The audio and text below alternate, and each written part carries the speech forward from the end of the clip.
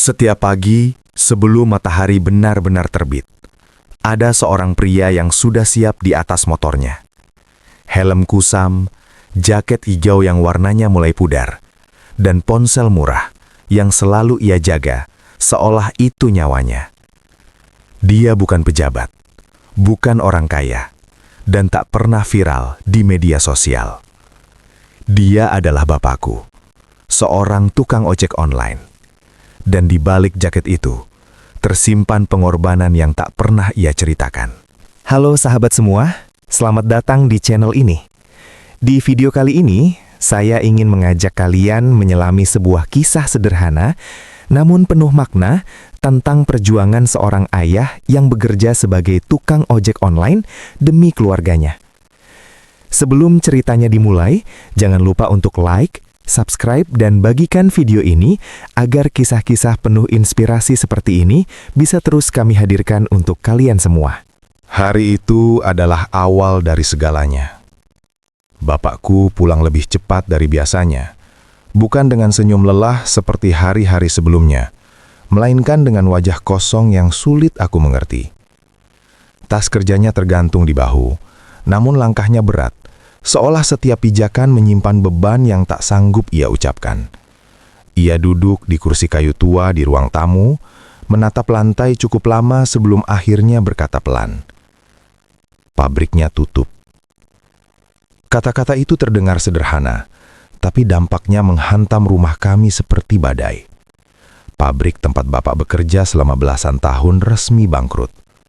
Tak ada pesangon besar, tak ada jaminan masa depan, hanya selembar surat pemberhentian dan kenyataan pahit bahwa di usia yang tak lagi muda, bapak harus memulai dari nol.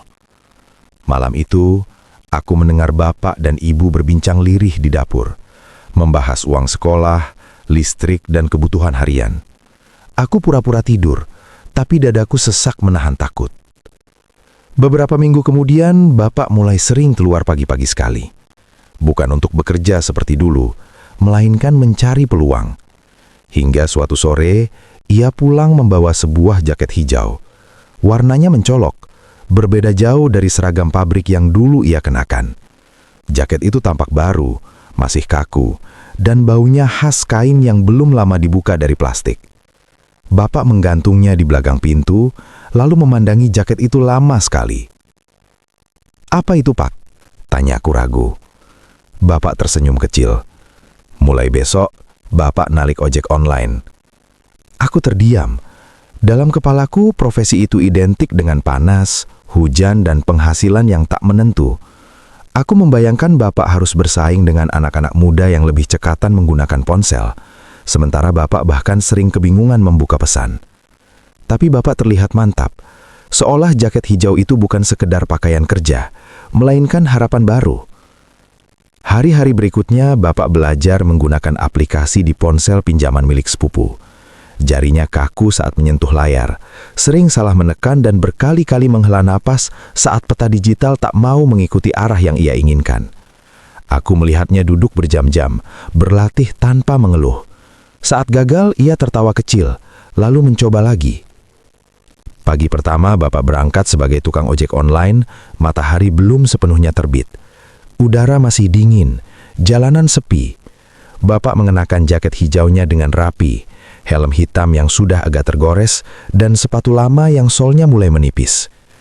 Ibu merapikan kerah jaket bapak sambil berpesan agar berhati-hati. Aku berdiri di ambang pintu menatap punggung bapak yang perlahan menjauh. Di lingkungan kami, tak semua orang memahami. Ada tetangga yang berbisik, ada yang terang-terangan mencibir.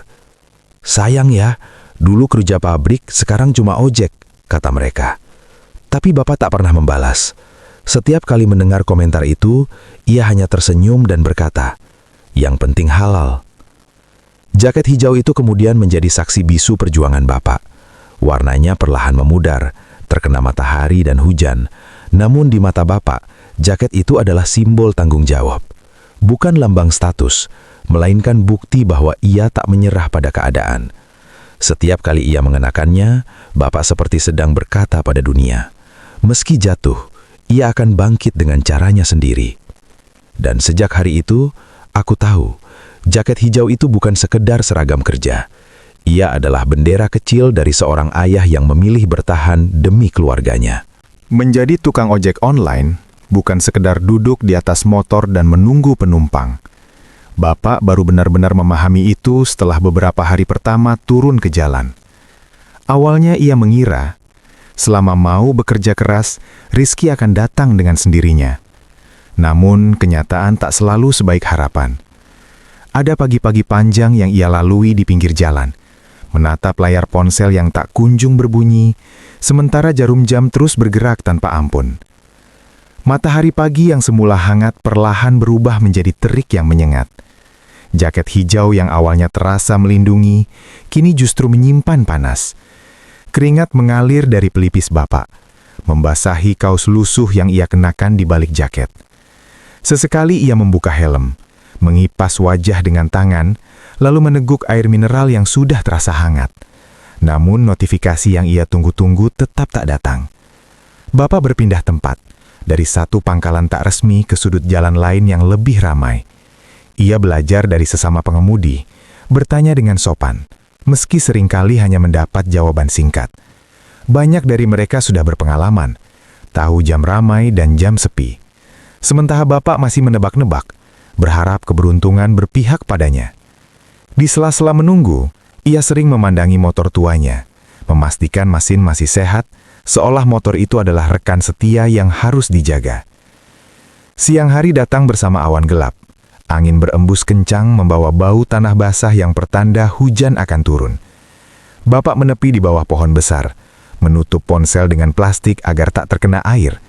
Saat hujan benar-benar turun, deras dan tanpa ampun, Bapak hanya bisa menunggu. Jalanan basah, visibilitas terbatas, dan pesanan justru makin jarang. Jaket hijaunya kini basah dan berat, menempel di tubuhnya yang menggigil. Aku sering melihat Bapak pulang dengan wajah pucat, bukan karena sakit, melainkan lelah yang teramat sangat. Tangannya dingin, kuku-kukunya kebiruan. Ibu segera menyuguhkan teh panas, sementara Bapak hanya tersenyum tipis, seolah tak ingin kami tahu betapa berat hari yang baru saja ia lalui. Jika ditanya berapa order hari itu, Bapak hanya menjawab singkat, lumayan. Padahal aku tahu, kadang penghasilannya bahkan tak cukup untuk membeli bensin esok hari. Hari-hari tanpa order itu mengajarkan Bapak tentang kesabaran. Ia belajar bahwa bekerja keras tak selalu berbuah hasil.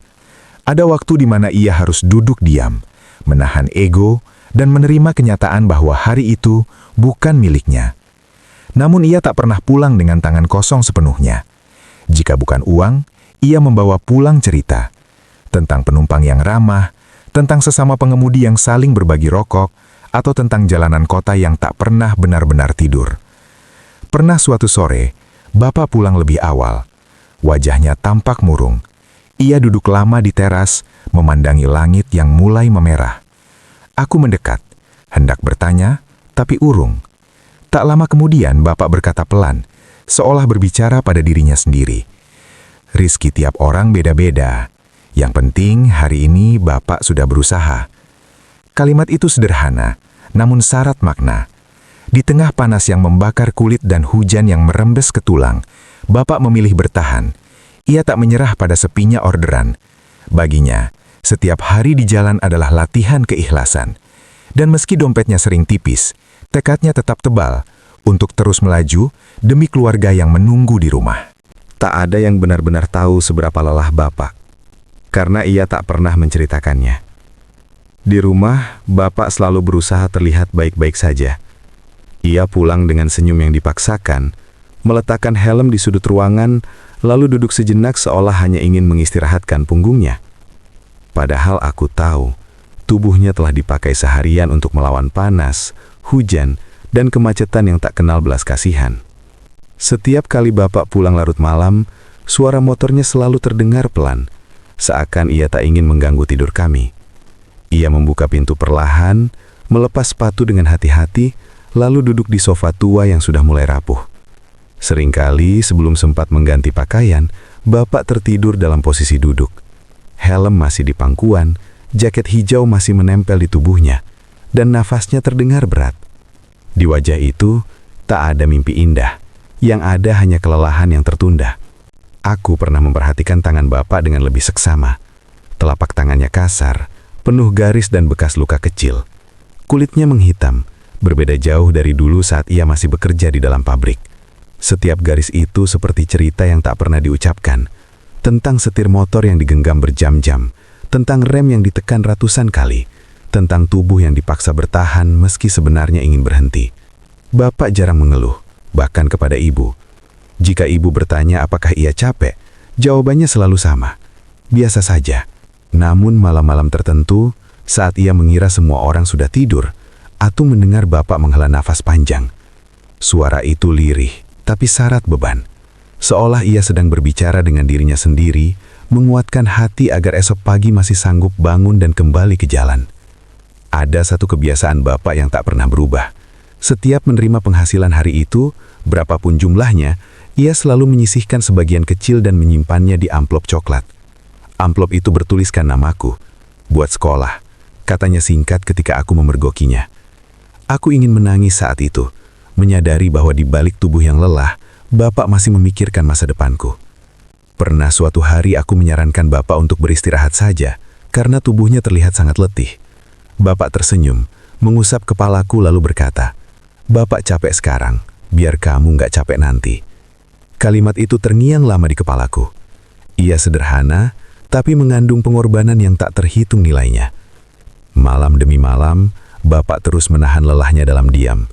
Ia memilih menyimpannya sendiri, agar rumah tetap terasa hangat dan tenang. Tak ada amarah yang ia tumpahkan, tak ada keluh kesah yang ia jadikan alasan untuk berhenti. Baginya, kelelahan adalah bagian dari tanggung jawab, dan cinta adalah alasan untuk terus bertahan. Disitulah aku belajar bahwa cinta seorang ayah seringkali tak bersuara. Ia hadir dalam punggung yang membungkuk, dalam mata yang sayu, dan dalam doa-doa yang tak pernah diminta untuk didengar. Dan bapak, dengan segala diamnya, telah mengajarkanku arti keteguhan yang sesungguhnya. Aku tak pernah menyangka bahwa rasa malu bisa terasa begitu menyakitkan. Perasaan itu datang tanpa permisi, tumbuh diam-diam, lalu menancap dalam di hati. Semua bermula pada suatu siang yang terik, ketika aku sedang berdiri di depan gerbang sekolah bersama teman-teman.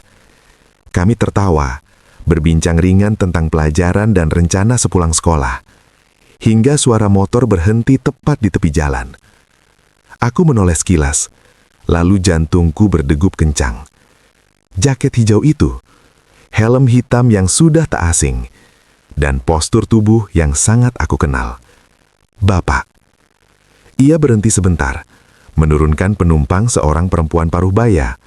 Dengan sopan, bapak mengucapkan terima kasih, lalu menerima uang dan memberi senyum ramah. Saat itu, tanpa sadar, pandangannya mengarah ke tempatku berdiri. Mata kami hampir bertemu, namun aku lebih dulu menunduk, memalingkan wajah, dan melangkah menjauh seolah tak mengenalnya. Aku berpura-pura sibuk dengan ponsel, pura-pura tertawa, pura-pura tak terjadi apa-apa. Padahal dadaku sesak. Aku takut teman-temanku tahu bahwa ayahku hanyalah seorang tukang ojek online. Aku takut diejek, diremehkan, dipandang rendah. Rasa takut itu mengalahkan rasa hormat yang seharusnya aku miliki. Sepanjang perjalanan pulang, bayangan wajah bapak tak berhenti muncul. Aku membayangkan ia melihat sikapku barusan, membayangkan senyumnya memudar. Namun ketika sampai di rumah, bapak bersikap seperti biasa. Ia bertanya tentang sekolah, tentang PR, tentang apakah aku sudah makan. Tak ada satupun kata yang menyinggung kejadian siang tadi. Dan justru disitulah rasa bersalah itu tumbuh semakin besar. Sore itu, bapak pulang lebih awal. Ia terlihat sangat lelah. Jaket hijaunya basah oleh keringat dan debu jalanan. Ia meletakkan helm di meja, lalu duduk di sofa dengan nafas berat. Tak lama kemudian, kepalanya terkulai. Bapak tertidur. Dalam posisi duduk, tangan kanannya masih menggenggam ponsel, mungkin berharap order terakhir yang tak sempat datang. Aku memperhatikannya dari kejauhan. Garis-garis lelah di wajahnya tampak jelas. Kerutan di dahi, mata yang cekung, dan bibir yang sedikit bergetar karena kelelahan. Aku melihat lebih dekat, dan saat itulah hatiku benar-benar runtuh. Di dalam saku jaket hijau Bapak, terlihat ujung amplop coklat yang sangat aku kenal. Amplop bertuliskan namaku.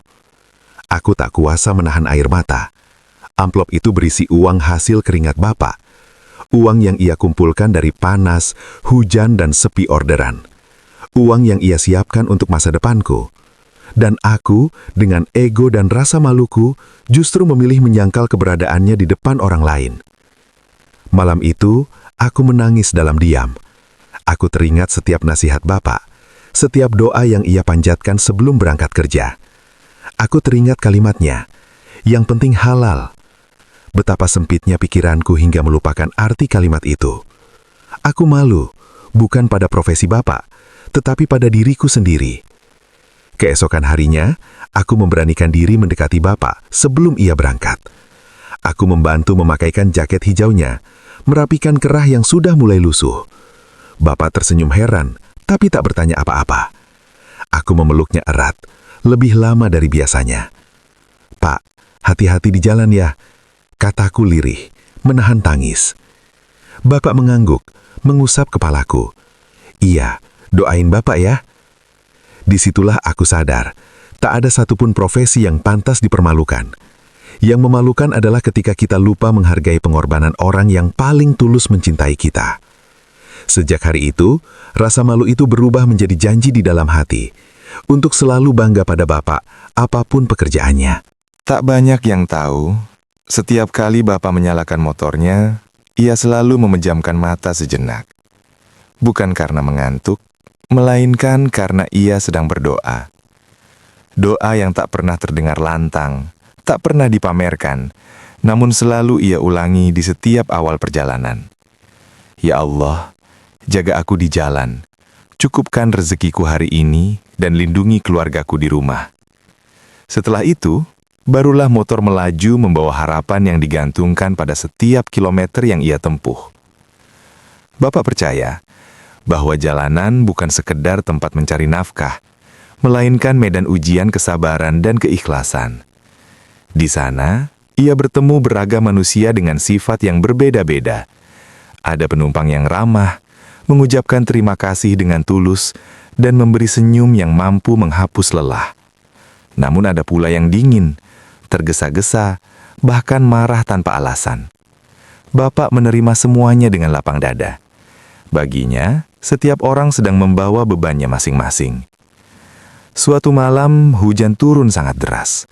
Jalanan licin, dan lampu-lampu kota memantul di genangan air. Banyak pengemudi memilih berteduh, tetapi Bapak tetap melaju pelan. Bukan karena nekat, melainkan karena ia teringat pesan ibu tentang kebutuhan rumah yang belum terpenuhi. Di tengah hujan itu, sebuah order masuk. Jaraknya cukup jauh, melewati jalan yang jarang dilalui kendaraan. Bapak sempat ragu, namun ia kembali berdoa, lalu menerima pesanan itu. Perjalanan malam itu terasa panjang. Angin dingin menusuk tulang, jaket hijau Bapak basah kuyup, dan pandangan terbatas oleh derasnya hujan. Namun di dalam hatinya, ada ketenangan yang sulit dijelaskan. Ia merasa ditemani oleh doa-doanya sendiri. Setiap tarikan gas adalah ikhtiar. Setiap tetes hujan adalah pengingat bahwa hidup memang tak selalu ramah, tapi selalu punya makna bagi mereka yang bertahan. Sesampainya di tujuan, penumpang itu turun dengan hati-hati. Ia mengucapkan terima kasih dan memberi bayaran lebih dari yang tertera di aplikasi. Bapak menolak dengan halus, tapi penumpang itu memaksa, sambil berkata, "Saya tahu rasanya capek di jalan." Malam itu, Bapak tersenyum lebar. Bukan karena uang tambahan, melainkan karena merasa dimengerti. Di rumah, Bapak selalu menyempatkan diri berdoa sebelum tidur. Ia duduk di tepi ranjang, menengadahkan tangan, dan kembali menyebut nama-nama yang paling ia cintai. Ia tak pernah meminta hidup mewah. Doanya sederhana, kesehatan, keselamatan, dan masa depan yang lebih baik untuk anak-anaknya.